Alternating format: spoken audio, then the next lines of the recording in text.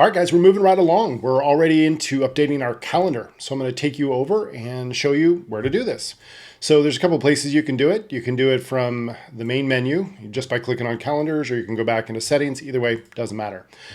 What you're going to have in here are two different calendars because I know you didn't see one earlier, but remember we uploaded that general coaching snapshot. So now you've got two. You've got a free, what we call discovery call. And you can change this to whatever, free strategy session or whatever you call your call. I'll show you how to do that in a second. But then you have your personal calendar too. So if you want different links, you can absolutely do that. But if you just click on calendar settings, you're going to see these two calendars here. And what you're going to do is now we're going to start getting in and editing these. Okay, so let's go side by side here so we can follow along with the instructions. All right, so there's two calendars like we talked about. You can change the name. We're going to update the calendar to match your brand. So let's just start with the discovery call. We just click the three little dots, hit edit. And now this is where you can change the name. I put the system, they call it system code or whatever, with the contact name because it might add a little bit of personalization, which is kind of cool. So in other words, like if it was if I scheduled an appointment with you, it'd be Ben's free discovery call, which might be kind of neat.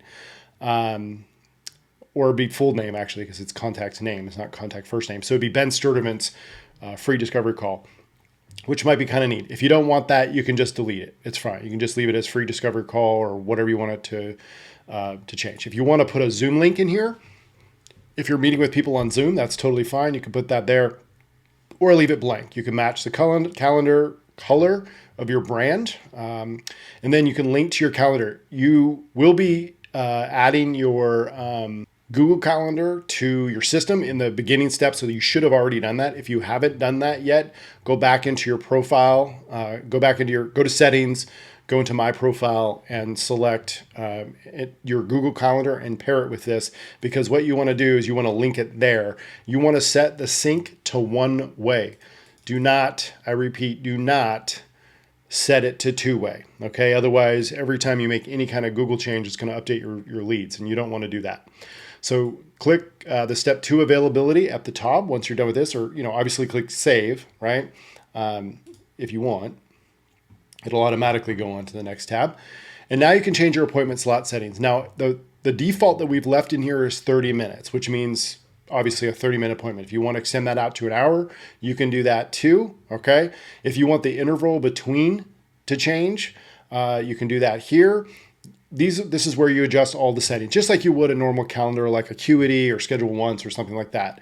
You can do how many appointments per slot, how many appointments per day. Obviously, you can only do one per day if it's just one person, but if you've got multiple people, you might change that there. If you want them to give you scheduling notice when they cancel, you can do that here. Minimum scheduling notice, the date range, the office hours that you have available for people to book. I would recommend, obviously, making it as available as much as you possibly can to give yourself better odds. From there, just click save and go on to the confirmation page.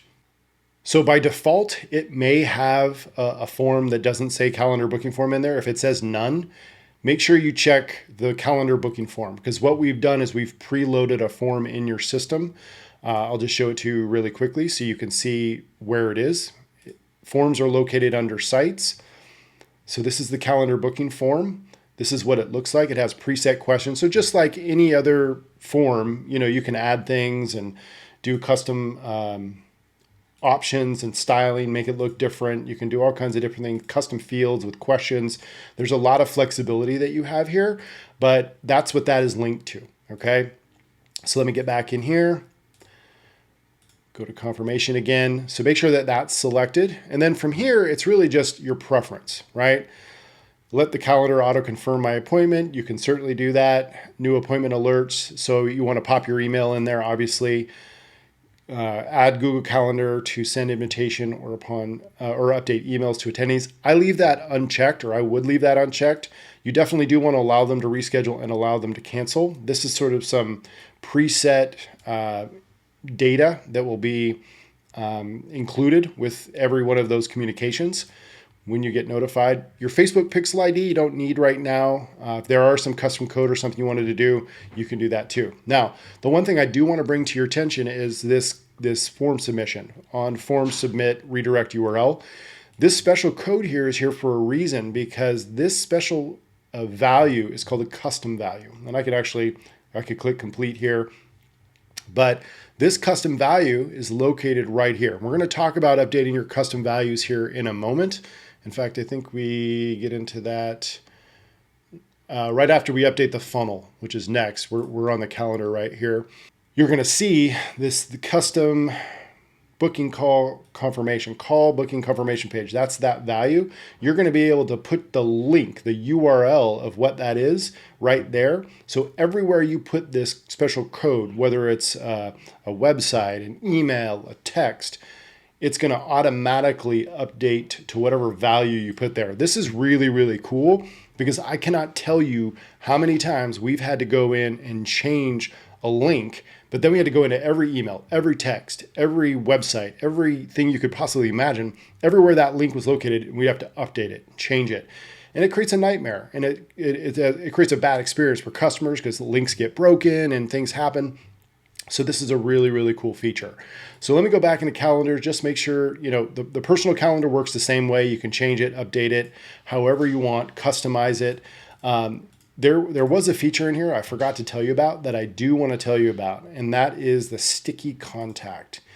Actually, I just realized that because we've got calendar booking form selected, the sticky contact isn't necessary. See, when I click to none to custom form, that's the sticky contact, but you don't need to worry about that because you've got sticky contact already set up. All that basically means, sticky contact just means that when someone opts into your system, when they put their name and email address in, that contact information is going to carry over to their forms, any other forms or even shopping carts that they fill out. It's called sticky contact, which is kind of a cool feature.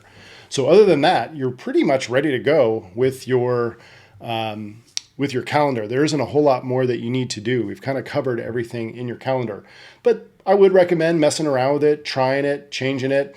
If you want to create additional calendars for different team members, you can just click on new calendar and go through the whole process, right? All you're do is going to set it up. You're going to, link it to different people. You don't have the option to link because we have only one contact in here.